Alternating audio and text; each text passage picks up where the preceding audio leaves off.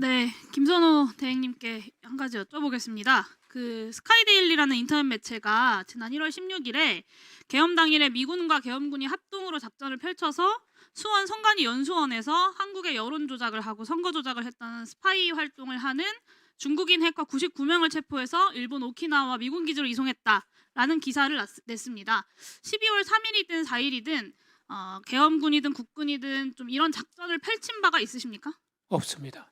계엄 당일 혹은 계엄 12월 3일, 4일 모두 99명을 체포한 적이 있습니까? 그런 사실 없습니다. 네, 없습니다. 이에 대해서 주한미군도 그리고 미국 국방부도 굉장히 강력하게 아니라고 부인하는 입장을 냈어요. 근데 대한민국 국방부가 어떻게 대응했다라는 소식을 제가 듣지 못한 것 같습니다. 어떻게 대응하셨습니까?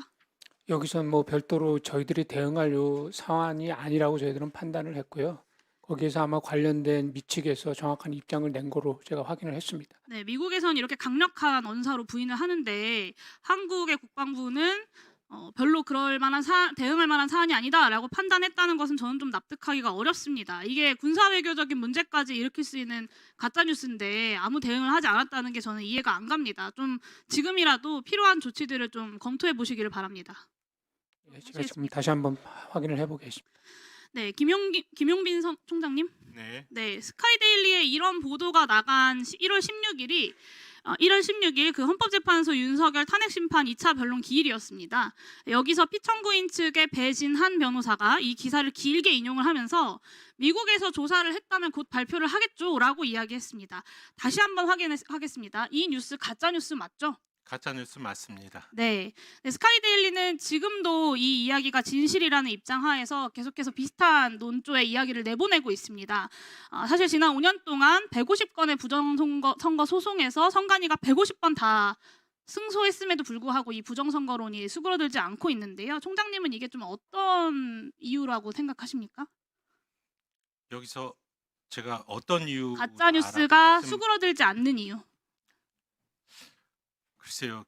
저희들이 그 대응을 소극적으로 했다는 그런 점도 있고 저는 이렇게 생각합니다. 그러니까 부정선거론을 퍼뜨리고 주장하고 다니는 사람들의 심리 상태가 그리고 동기가 진실에는 관심이 없다라는 것입니다. 그러니까 자신은 이것이 진실이든 아니든 원하는 바와 목적하는 바가 있다는 거죠.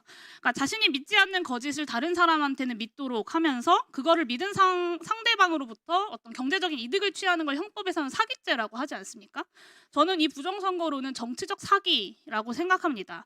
자신은 믿지 않으면서 더 많은 사람들이 이 부정선거론을 믿게 만듦으로써 정치적으로 득실을 얻기 위해 벌이는 사기극이라고 보는 건데요.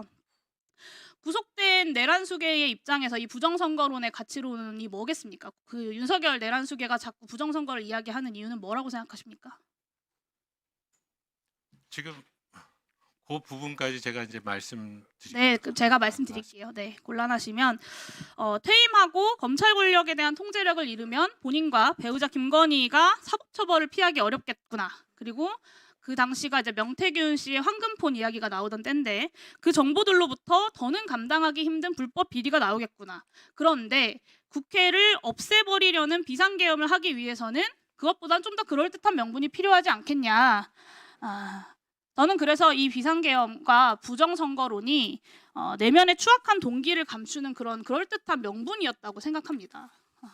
뭐 나름대로 우리 사회에서 엘리트였고 또 검찰총장까지 거치고 대통령까지 되신 분이 정말로 부정선거를 너무 신봉해서 그걸 종교처럼 믿어서라고 저는 생각하지 않고 그 내에 그런 추악한 동기가 있었다고 생각하는데요. 만약에 진짜로 부정선거론을 믿었다면 야구방망이라거나 뭐 작두형 절단기라거나 뭐 복면 같은 이런 고문도구들을 준비하고 최정예 대공신문 요원들에게 선관위 주요 간부들은 물론이고 현직 대법관인 중앙선관위원장을 먹이로 던져줄 생각을 저는 과연 감히 할 수 있었을까라고 생각합니다.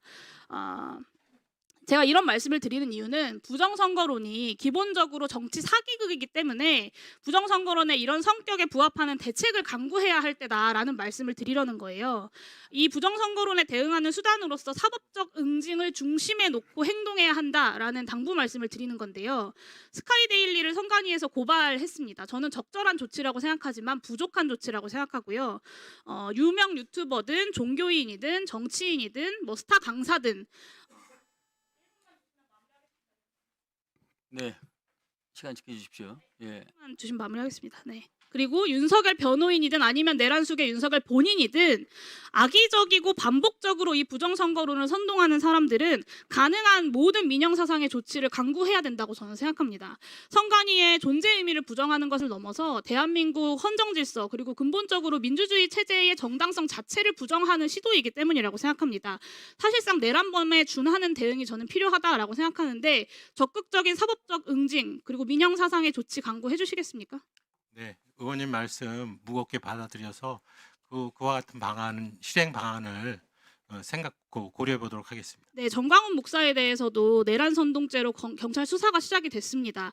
스카이데일리 말고도 여러 언론, 유튜브에서 이렇게 지속적이고 악의적으로 선동하는 사람들에게까지 엄격하게 사법적 책임을 물어달라라는 말씀이고요. 여기서 오늘 이 자리에서도 여당 의원님들 계속해서 부정선거 이야기 하루 종일 질의하고 계신데 저는 진실에는 관심 없고 목적을 가지고 부정선거론을 선동하는